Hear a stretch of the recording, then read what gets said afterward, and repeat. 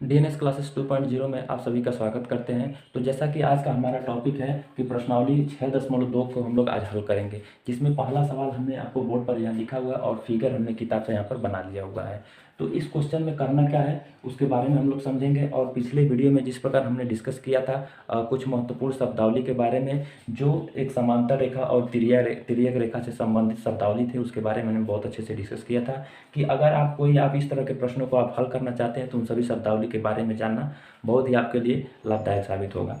इसलिए उन टर्मिनोलॉजी को जानना बहुत ही ज़रूरी है आपके लिए। अगर वो सब चीज़ें आपको पता है तो ये क्वेश्चन आपको बहुत ही आसानी से कर जाएंगे।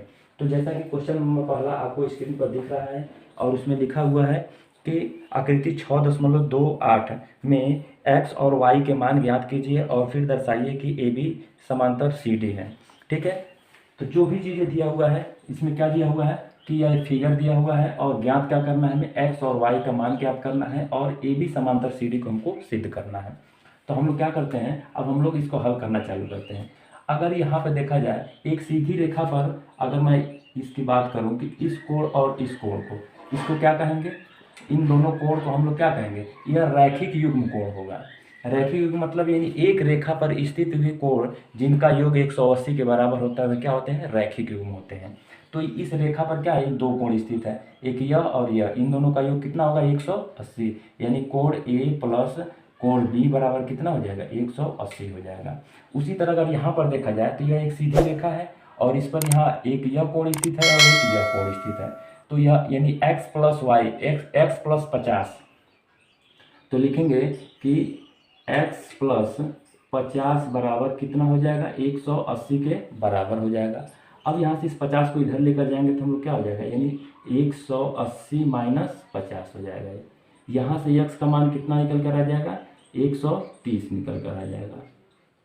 अब इस चीज़ को ध्यान दीजिएगा, x का मान कितना आ गया 130 हो गया, यक्स का मान 130 आ गया और यह भी कोण कितना हो जाएगा 130 हो जाएगा।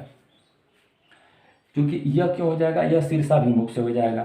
शीर्षाभिमुख क्यों, कि हमने बताया था कि जब दो रेखाएं आपस में एक दूसरे को जब एक प्रतिच्छेदित करती हैं तो यहाँ पर क्या बनता है, यह शीर्षाभिमुख कोण बनता है।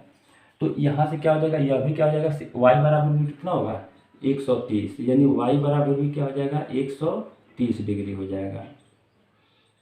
ठीक है, अब यह क्यों कैसे हुआ है, यह शीर्षाभिमुख।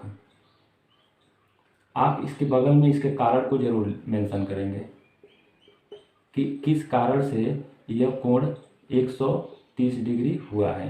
तो यहाँ हमने कोष्टक में लिख दिया कि शीर्षाभिमुख कोण, शीर्षाभिमुख कोण लिख दीजिएगा यहाँ पे।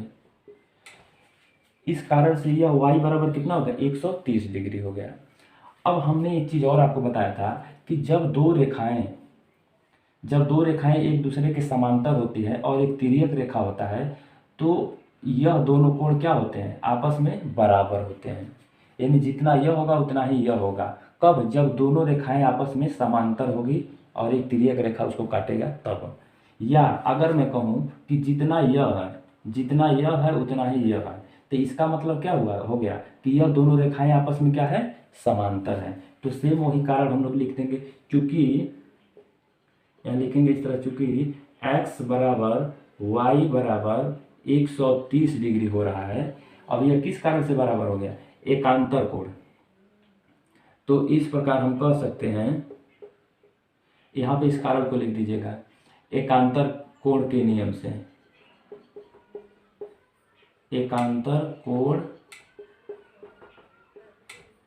के नियम से।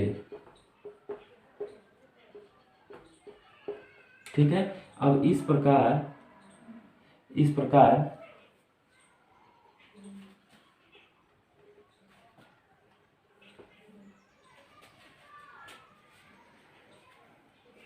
अब यहाँ पर x बराबर y हो गया, y बराबर 130 डिग्री हो गया। तब हम लोग यहाँ पर लिखेंगे कि एकांतर गुणधर्म, यानी एकांतर कोण के जो नियम होता है उस नियम के अनुसार यह क्या हो रहा है कि दोनों रेखाएं आपस में समांतर सिद्ध होती हैं। एकांतर कोण गुणधर्म लिखिएगा, एकांतर कोण गुणधर्म से क्या हो जाएगा, ए बी समांतर सी डी हो जाएगा। तो पहली बार कहा था कि x और y का मान ज्ञात करिए, तो x और y का मान हमने यहाँ से ज्ञात कर दिया। दूसरा कहा था कि आप सिद्ध करिए कि ए बी समांतर सी डी, तो हमने यहाँ पर इस चीज़ को सिद्ध कर दिया। तो इसी वजह से मैंने आपको पिछले वीडियो में बताया था कि जो भी शब्दावली के बारे में आज हम डिस्कस करने वाले हैं, ये आपके आने वाले हर उस सवाल के लिए बहुत ही इंपॉर्टेंट साबित होगा जो आप, यदि आप दो समांतर रेखाओं से संबंधित प्रश्नों को हल करेंगे तो उसमें उन सभी शब्दावली को जानना बहुत ही ज़रूरी होगा। अगर कोई वीडियो उस वीडियो को नहीं देखा है तो मैं डिस्क्रिप्शन बॉक्स में उसका लिंक डाल दूंगा, आप उसे ज़रूर देख लीजिए, फिर आपको ये अच्छे से समझ में आ जाएगा।